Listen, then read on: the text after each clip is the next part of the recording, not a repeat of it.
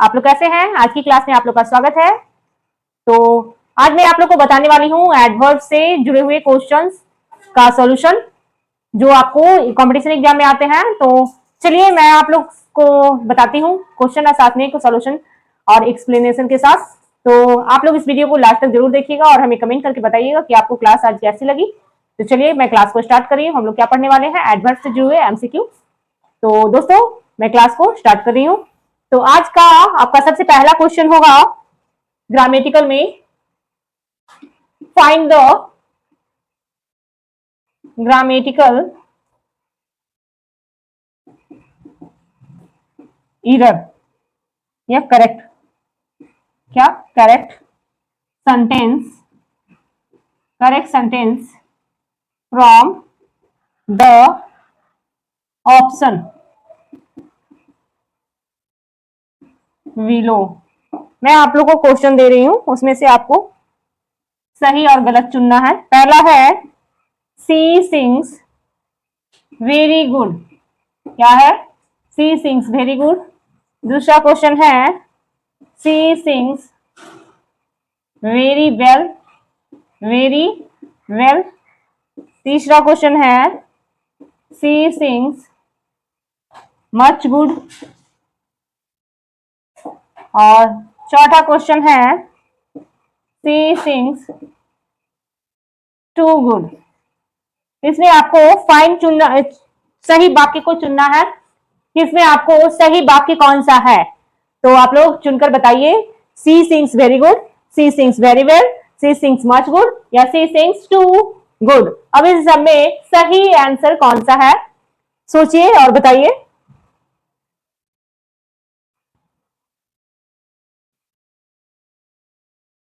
देखिए दोस्तों, आपका ग्रामेटिकल करेक्ट सेंटेंस चुनना है। सो ये आपका सी सिंग्स वेरी वेल, ये आपका सही आंसर है। क्यों है? तो देखिए क्या है इसका कॉन्सेप्ट। जो इसमें गुड है ना, गुड है, गुड इज एन एडजेक्टिव, है ना। गुड क्या है? एक एडजेक्टिव है और इसका यूज टू मॉडिफाई नाउन। हम लोग इसका यूज कर रहे हैं किस लिए? नाउन की विशेषता बताने के लिए।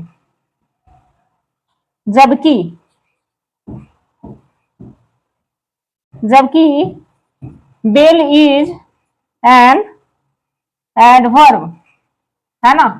बेल क्या है? एडवर्ब है और यूज्ड टू मॉडिफाई वर्ब्स, जो क्रिया की विशेषता बता रहा है। क्या बता रहा है? क्रिया की विशेषता बता रहा है।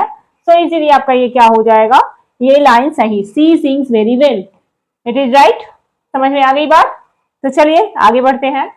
है दूसरा फिल इन द ब्लैंक्स है ना। इसमें I have fill in the blanks finished my assignment just two page are left. इसमें ऑप्शन दे रहा है आपका A hardly, B completely, C nearly और डी स्केयरली। तो बताइए ये चारों में से क्या होगा? We have fill in the blanks है finished my assignment just two pages are left. इसका आंसर बताइए बच्चों। तो इसका होगा नियरली, है ना। आंसर होगा नियरली। क्यों होगा देख लीजिएगा, हम लोग इसका कॉन्सेप्ट देख लेते हैं क्यों होगा, रीजन। तो होगा इसलिए क्योंकि नियरली का अर्थ क्या होता है? नियरली मीन्स ऑलमोस्ट, है ना। नियरली का मतलब क्या होता है? ऑलमोस्ट, करीब करीब या लगभग या close to. Okay, so since only two page are left, the person has almost done, almost finished the work,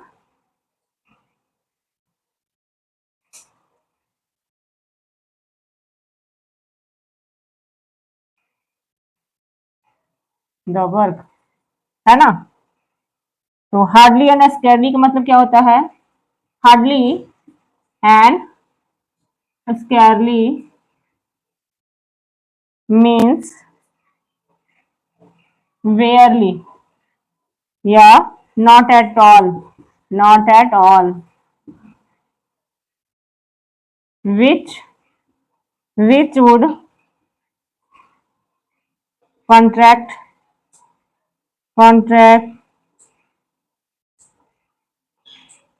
the sentence context, okay. So यहाँ गाने की जगह सॉरी, सो हार्डली और न के बराबर जो वाक्य को संदर्भ में विपरीत होगा। हाँ देखिए, ये जो आपका नियरली है ना, नियरली, नियरली का मतलब क्या होता है? ऑलमोस्ट, यानी कि लगभग, करीब करीब, है ना। तो यहाँ पर आई हैव क्या होगा? Nearly, nearly finished my assignment, just 2 pages are left, because यहाँ पर ऑलरेडी वो 2 पेज फिनिश कर चुका है और लगभग पूरा कर चुका है, इसीलिए यहाँ पर नियरली हो रहा है, ना कि आपका हार्डली या स्केयरली होगा। कंप्लीटली का मतलब क्या होता है? पूर्णता होता है। तो कंप्लीटली तो होगा नहीं, जब भी होगा तो आपका नियरली होगा, हार्डली भी नहीं होगा और स्केयरली भी नहीं होगा। हार्डली और स्केयरली का मतलब होता है न या न के बराबर, है ना। तो आपका ऑप्शन क्या होगा? नियरली। समझ में आई बात? चलिए तो आगे बढ़ते हैं। क्वेश्चन नंबर 3 है आपका, देखिए क्या है ये। इसमें है आपको वाक्य में किस भाग में क्या गलती है ये देखना है, जैसे कि फाइंड करना है। सलम आई हैव, ये पार्ट 1 हो गया। Visited, visited such a, such a beautiful, beautiful place before no error, okay. तो ये आपका ए है, बी है, सी है और डी है। जैसे फाइंड एरर या त्रुटि, जो भी गलती है उसे सर्च कीजिए और सर्च करके हमें बताइए। तो बताइए कहाँ गलती है?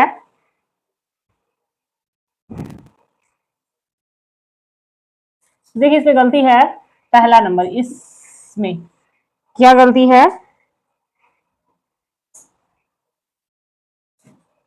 आंसर इसका देख लीजिएगा।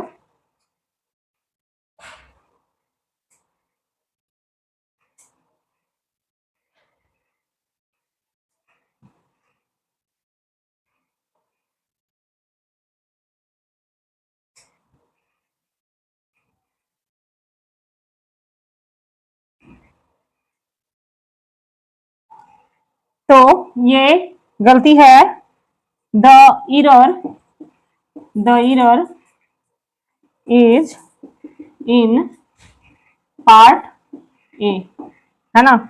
when a sentence, when a sentence begins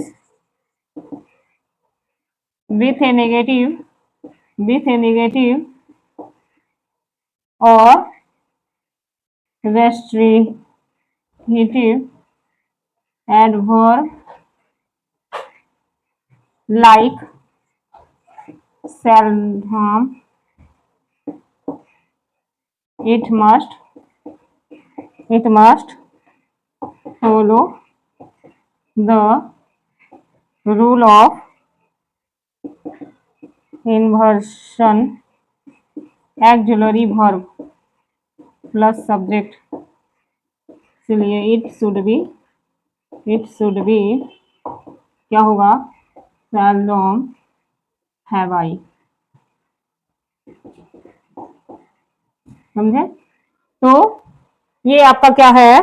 भागवन में गलती है। जब कोई सेल्डम जैसे नकारात्मक या बंधात्मक विश्लेषण, क्रिया विशेषण से शुरू होता है, तो वहां इन्वर्शन का नियम लागू होता है, जो सहायक क्रियाकर्ता से पहले आती है। तो सही इसका क्या होगा, ये जो आई हैव है ना, ये जो हैव है ये आपका आगे आएगा हैव, पहले ऑक्सिलरी वर्ब उसके बाद सब्जेक्ट दिखाता है।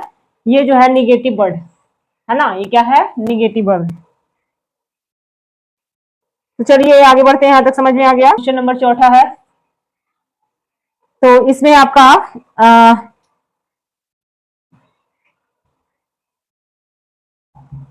देखिए, choose choose the correct sentence है ना, चूज करना है करेक्ट सेंटेंस। ये नंबर है he goes seldom to the cinema. B, he seldom goes to the cinema. C, no, he goes to the cinema. D number, he goes to the cinema. तो बताइए कि इसमें से चारों में से आपका सही आंसर कौन सा है, बताइए।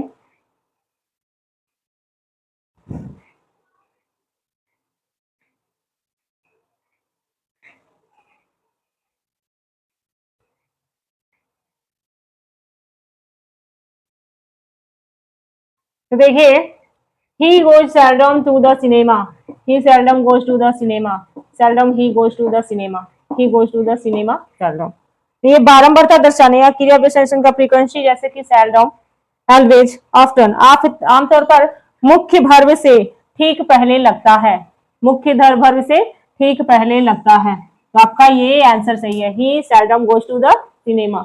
ये जो है निगेटिव वर्ड है, क्या है आपका, ये जो वर्ड है सेल्डम, यही है ना, सेल्डम, सेल्डम हो गया, ऑलवेज है, ऑफ्टन है, ये सारे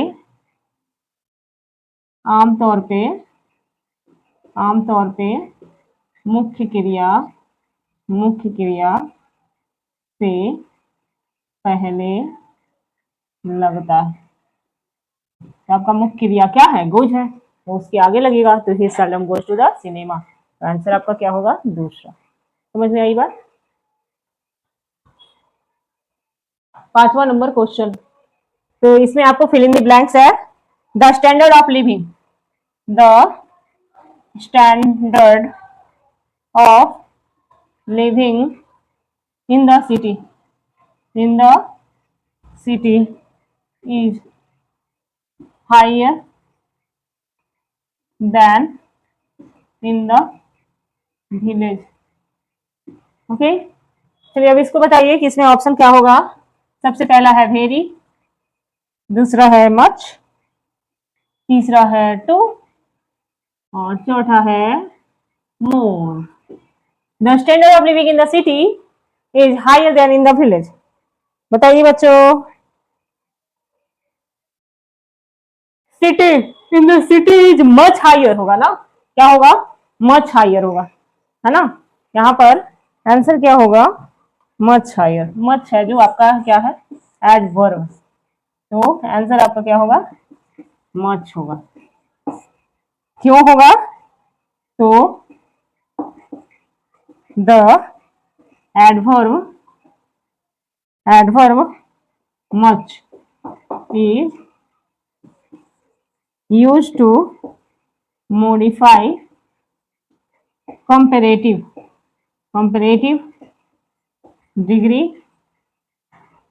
of adjective, है ना, adjectives। on the other hand, very is used with positive degree adjective। तो देखिए, जब भी होता है कंपैरेटिव डिग्री तो वहां पर एडवर्ब किसका यूज होता है? मच का यूज होता है। और जब पॉजिटिव डिग्री होता है तो क्या का यूज करते हैं? यूज किसका करते हैं? तो ये वेरी का यूज करते हैं। और यहाँ पर आपका क्या यूज हो रहा है? मच का यूज हो रहा है। तो ये आपका क्या है? दूसरा ऑप्शन इसका सही होगा, है ना। क्रिया विशेषण मच का प्रयोग विशेषण की तुलनावस्था, यानी कि जहां तुलना किया जाता है वहां लगाया जाता है, और जहां तुलना नहीं लगाया जाता है, तुलना किसी से नहीं किया जाता है, वहां भेरी लगता है। समझ में आई बात? चलिए, ये क्वेश्चन कंप्लीट हो गया। चलिए आगे बढ़ते हैं। क्वेश्चन है आपका, देखिए, ये भी आपका फिल इन द ब्लैंक्स है। तो the task was fill in the blanks, difficult what the team managed to finish it on time. Okay, तो यहाँ the task was difficult but the team managed to finish it on time है। इसमें option दे रखा है absolute है, absolute, दूसरा है completely है, तीसरा है टू मच है, और डी है रिलेटिव है ना। तो चलिए बताइए कि इसमें कौन सा आंसर होगा? बताइए इसमें कौन सा आंसर होगा? इसमें आंसर हो गया आपका ये कंप्लीटली। क्यों होगा देखिएगा, यहां यहां कॉन्सेप्ट देख लेते हैं। यहां जो एडजेक्टिव है डिफिकल्ट है। डिफिकल्ट की विशेषता बताने के लिए, है ना, बताने के लिए एक एडवर्ब की जरूरत है। एडवर्ब की जरूरत है जो आपका क्या है? कंप्लीटली एक एडवर्ब है जो बिल्कुल सही है, जो बिल्कुल सही। तो यहां पर क्या हो गया आपका? The task was completely difficult but the team manage to finish it on time, है ना। टास्क बहुत ही कठिन था, पूर्णतः कठिन था, लेकिन फिर भी टीम ने उसे क्या किया? मैनेज कर लिया सही समय पे। तो ये यहाँ पे कंप्लीटली होगा। समझ में आ गई बात? चलिए आगे बढ़ते हैं।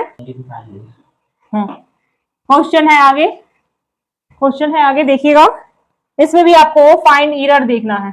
The novel is much interesting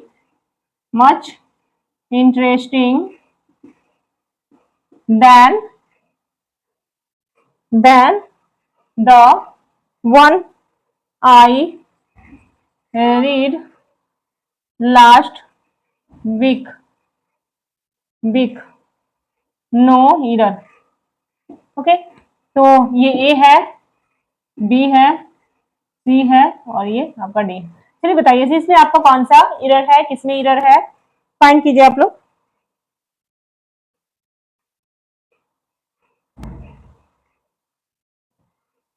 तो इसमें देखिए बी में गलती है। किसमें गलती है? इसमें क्या गलती है?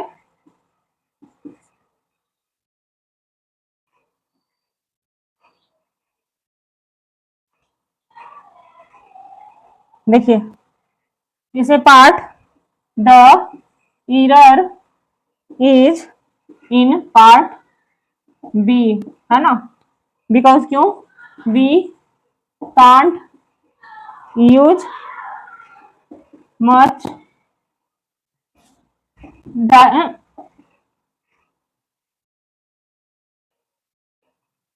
डायरेक्टली विथ ए पॉजिटिव, है ना, positive degree, adjective like interesting unless it is part of a comparison like, much more interesting होगा। समझे? यहाँ पर जो ऐड होगा ये मच इंटरेस्टिंग के साथ और क्या होगा, मच मोर इंटरेस्टिंग होगा, है ना, मच मोर इंटरेस्टिंग होगा, इसीलिए आपका इसमें एरर है। समझ में आई बात? चलिए आगे बढ़ते हैं। नेक्स्ट क्वेश्चन है बच्चों, इसमें भी आपका फिल इन द ब्लैंक्स है।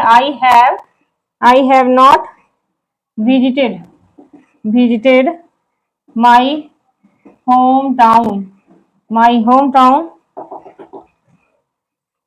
Due to my busy schedule.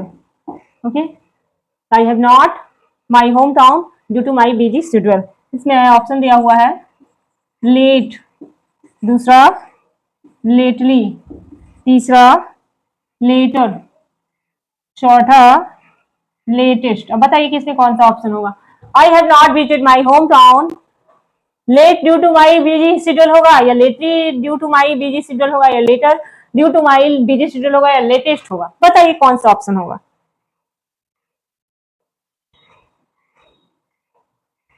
तो देखिए यहाँ पर क्या होगा, यहाँ पर आपका लेटली होगा। क्या होगा? लेटली, वही होगा। तो यहाँ प्रेजेंट परफेक्ट टेंस है ना। इसका कॉन्सेप्ट देखिएगा क्यों होगा। तो we need an adverb meaning recently और in the recent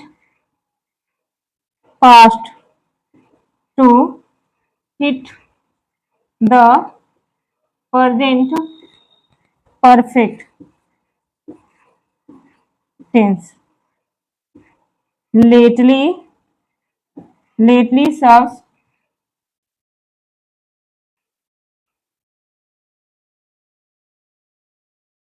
this function perfectly. समझे? यहाँ पर क्या है, प्रेजेंट परफेक्ट टेंस के साथ हाल ही के अर्थ वाले क्रिया विशेषण की आवश्यकता है। तो इसलिए आपका ये जो लेटली है फुल्ली क्या कंप्लीटली तरीके से ये परफेक्ट है ना। जो कि यहाँ पर लेट का अर्थ क्या होता है, देर होता है। लेटर का मतलब बाद होता है। लेटेस्ट का मतलब भी आपका एक विशेषण है। तो आपका आंसर होगा बी नंबर। समझ में आई बात? चलिए तो आगे बढ़िए। नेक्स्ट क्वेश्चन आपका है, इसमें भी आपको चूज करना है grammatically. Choose the grammatically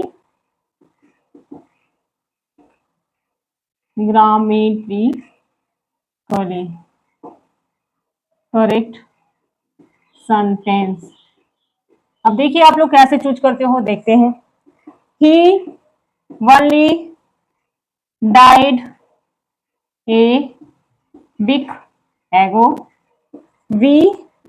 He died only a week ago. Next, only he died a week ago.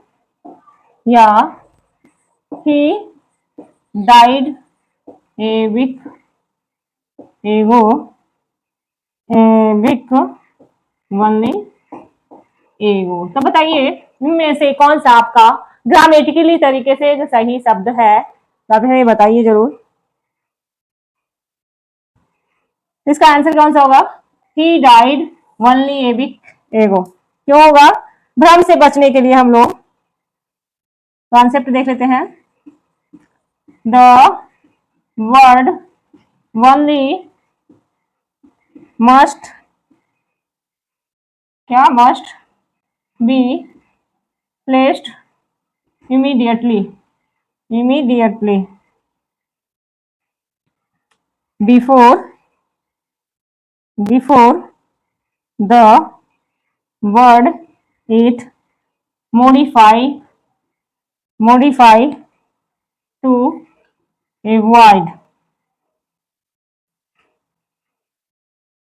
avoid ambiguity in option B only correctly modify a weak ego। ये बताता है क्या, वनली शब्द को हमेशा उसी शब्द के ठीक पहले रखा जाना चाहिए जिसकी वह विशेषता बता रहा होता है। तो ऑप्शन बी में आपका क्या कर रहा है, ये विशेषता बता रहा है ना, क्या बता रहा है, विशेषता बता रहा है। तो इसीलिए आपका इसमें ऑप्शन बी सही होगा। तो चलिए नेक्स्ट क्वेश्चन, क्वेश्चन है आपके पास, the manager was enough kind to grant me, है ना, a leave. Okay, the manager was, यहाँ ए बी सी डी, आपका ये रहा आंसर।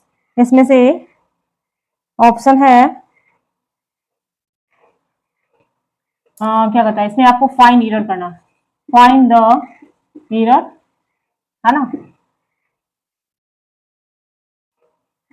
फाइंड द एरर आपका ये क्वेश्चंस है। और ये आपका साथ साथ में होमवर्क, आप इसको कल करके लाइएगा, यानी कि आप हमारे इस कमेंट में इसका जवाब दीजिएगा कि इसमें आपका एरर कौन सा है। मैं आपसे मिलती हूँ इसके आगे की क्लास यानी नेक्स्ट डे नेक्स्ट टॉपिक के साथ। और आप हमारे इस चैनल को देख रहे थे, साथ साथ में हमारी इस वीडियो को देख रहे थे, इसके लिए धन्यवाद। और आपको जो भी आपसे आपको पूछना है, सजेस्ट करना है, आप हमारे इस चैनल पर, इस चैनल के कमेंट पर कर सकते हैं, कमेंट सेक्शन में जाकर। और हमें जो सजेशन देना है वो भी आप दे सकते हो, जो पूछना हो वो पूछ सकते हो। तो हमारे इस वीडियो को देखने के लिए धन्यवाद, और ज़्यादा से ज़्यादा इसे शेयर कीजिएगा और हमारे चैनल को सब्सक्राइब जरूर करिएगा। तो हम मिलते हैं आपसे नेक्स्ट डे नेक्स्ट टॉपिक के साथ। तो अभी तक के लिए धन्यवाद।